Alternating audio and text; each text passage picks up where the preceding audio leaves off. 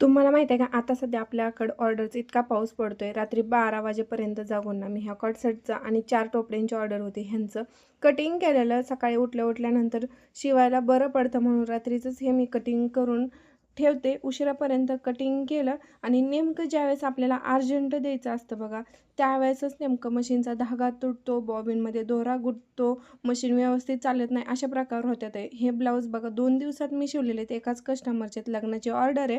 त्यांना अर्जंट द्यायचं आहे. ओव्हरलॉक झालं. फक्त 2च ब्लाऊज राहिले. तेव्हापर्यंत माझ्या ओव्हरलॉकच्या मशीनचा घोटाळा झाला. त्यातला दोरा तुटला. तो दोरा ओवला तरी त्यातनं ना म्हणजे टिपच व्यवस्थित येईना. टिपच धराना गेली मशीन. कंप्लीट 1 तास मी ह्या मशीनला आबदले. आतमध्ये दोरा पण गुंतला होता. तर तो दोरा काढला आणि ह्यात दोरा ओवायचं लय अवघड असतंय बरं का. ज्यांच्याकडे ही ओव्हरलॉकची मशीन आहे ना, त्यांनाच कळतं की ह्यातला पूर्ण दोरा आहे ना, तो चिमटीच्या साहाय्याने ओवायचा असतो. म्हणजे आतमध्ये जी बिळं असतात, त्यात आपलं बोट जातच नाही आहे. पूर्ण दोरा आहे तो ह्या छोट्या चिमट्या असतोय त्या साहाय्याने यामध्ये दोरा ओवायचा असतो. तर मी कंप्लीट 1 तास गेले. कारण थोडासा काय एका मशीनचा जरी घोटाळा झाला, तरी दुसऱ्या कामात लक्ष लागत नाही आणि ओव्हरलॉक करून आहे ना, हे मला ब्लाऊज द्यायचे होते. अगदी कंप्लीट मी 2 दिवसात केलेले आहेत. कॉर्ड सेटसुद्धा एवढं शिवायचं असतं आहे. त्यातनं ब्लाऊजचं सुद्धा कस्टमर असतं रेग्युलरचं कस्टमर सोडून पण जमत नाही.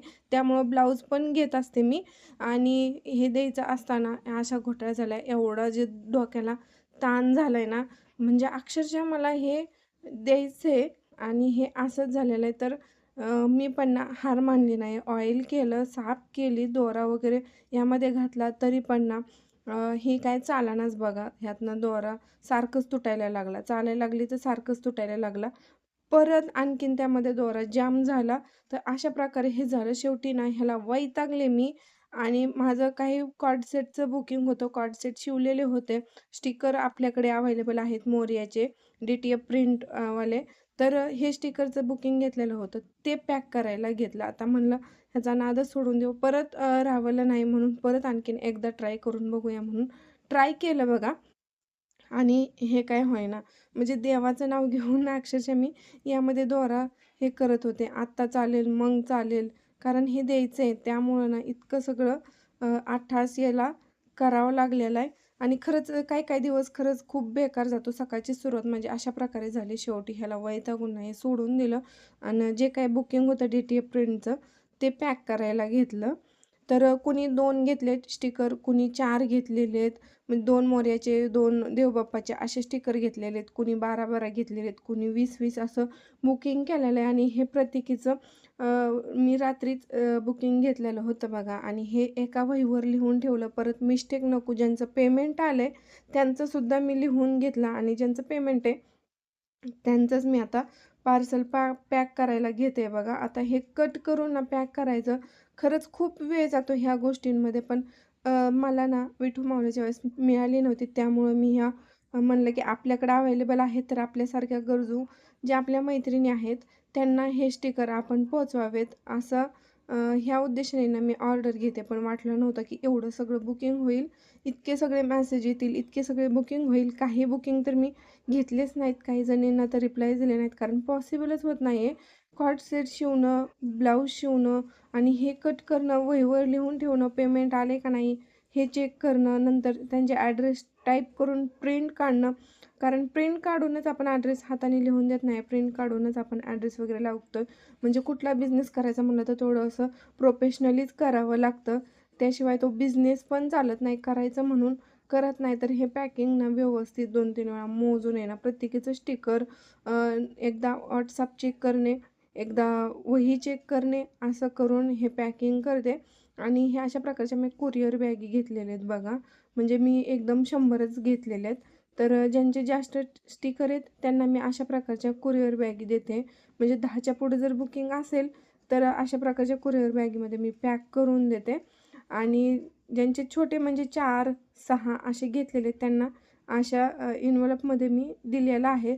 तर शिपिंग चार्जेस दोन्हींना सेम येतो आहे कारण पार्सलमध्ये जातं आहे. आणि हे जे काही मी कॉर्ड सेट काही शिवले होते तर हे एकाच क्लायंटचे आहेत. ह्या डोंबिवलीच्या आहेत बघा. तर तुम्ही बघू शकता हे आपले सगळे व्हायरल पॅटर्न आहे ते बनवले आहे. थोडंसं वेगळं शिवलेलं आहे मी. ह्याला इलॅस्टिक लावलेलं आहे. आणि हे जे आहेत ते सगळे 3.5 वर्षाच्या मुलीचे आहेत. म्हणजे 26 साईज आहे. आपण थोडंसं एक्स्ट्रा दिलेलं आहे. त्यांनी थोडंसं मोठं मागितलं होतं. कंप्लीट आपल्याकडनं 4 घेतलेले आहेत. तेही वेगवेगळे घेतलेले आहेत आणि मी तर टच बटन लावत होते. ते बंद केलं. बटन्स लावते कारण टच बटन निघतात आहे त्यामुळं इथं मी बटणं लावते. बाहेरून ह्याला गुंड्या आणि काजा करून आणते. तर अशा प्रकारे हे कॉर्ड सेट शिवलेले आहेत. कॉर्ड सेटचं सुद्धा भरपूर सारं बुकिंग आहे. एवढं सगळं म्हणजे मॅनेज करत शिवायला सुद्धा मी एकटीच असते. हे पॅक करायला सुद्धा एकटीच असते. नंतर हे पॅक करून एवढ्यावरच थांबत नाही. तर हे नंतर पार्सल आहे ना पोस्टामध्ये टाकायला जावं लागतं. आता पोस्टाचे रेट सगळ्यांनाच माहीत आहे की वाढलेले आहेत, डबल झालेले रेट आहेत. तर आमच्यासारखे स्मॉल बिझनेस करणारे असतात म्हणजे आपण घरातून आपल्या जे आठवड्यातनं 3-4 ऑर्डरी ज्या असतात त्यांना खरंच हे परवडत नाही आहे बरं का. खरं म्हणजे माझ्या ऑर्डर्सवर सुद्धा ह्याचा परिणाम व्हायला लागला आहे. बघू काहीतरी आपण करूया पोस्ट ऑफिसमध्ये जाऊन त्या सरांना विचारूया काही याच्यावर मार्ग आहे की नाही कमी शिपिंगमध्ये माझं पार्सल जाईल का नाही, काही रजिस्ट्रेशन काय प्रोसेस असेल तुम्हाला माहीत असेल तर प्लीज मला सजेस्ट करा. कारण हे जे ड्रेसचं बुकिंग होतं आहे आपलं आठवड्यातून मी 3 ते 4च पार्सलं पाठवत राहते. त्यामुळं पोस्ट ऑफिसला जास्त पण आपले पार्सल जात नाही. त्यामुळे अशी काही असेल की नाही मला माहीत नाही स्कीम छोट्या बिझनेसवाल्यांसाठी. तर आपण चौकशी करून बघणार आहे आणि नक्कीच तुम्हाला सांगणार आहे की ह्याचं शिपिंग चार्जेसचा रेट किती पडतो आहे, काय कमी पडतो आहे. तर मलासुद्धा असं वाटतं की रेट वाढल्यामुळे शिपिंग चार्जेसचे तुम्हालासुद्धा परवडत नाही. मलासुद्धा ते परवडत नाही कारण ऑलरेडी मी इथं कॉर्ड सेटची ना कमी प्राईज लावलेली आहे. त्यामुळं सो आजचं असं माझं रुटीन असतं. आता हे सगळं पॅक करून झाल्यानंतर आहे ना मला पोस्ट ऑफिसमध्ये हे सगळे पार्सलं टाकायला जायचं असतं. तर माझं असं बिझी शेड्यूल असतं त्यातून सुद्धा तुम्हाला रिप्लाय द्यायचं असतं. WhatsAppवर आलेलं बुकिंग घ्यायचं असतं. तर कसं वाटलं हे कमेंटमध्ये सांगायला विसरू नका आणि तुम्हाला पण असा स्ट्रगल येतो का तुमची मशीन तुटल्यानंतर हे सांगायला सुद्धा विसरू नका. चलो बाय.